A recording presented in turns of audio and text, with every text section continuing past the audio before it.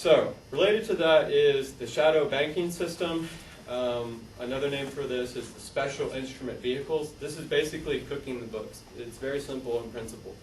The Basel I Accord required banks to hold capital of at least 8% on their loans. In the previous example I said 10%, but it's actually 8%. There's some exceptions to this which I won't get into.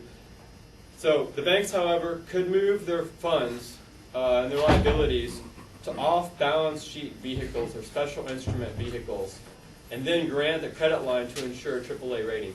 Basically what this means is that, like in the previous example, if I borrowed $90 million, I'm just going to claim that $50 million of that is not mine, and then basically move it somewhere else, and therefore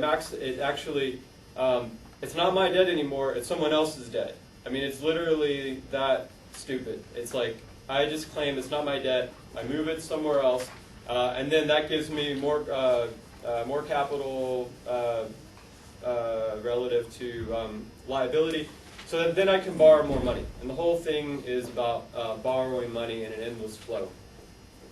So that's the shadow banking system. So there's different ways to conceptualize this flow.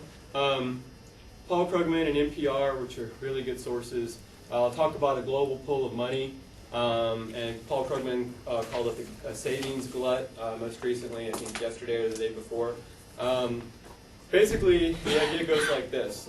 There's this global pool of money out there, which is technically held in fixed asset securities, but it's doubled from 2000 to 2007, from 36 trillion to 70 trillion. That exceeds the combined annual GDP of all nations.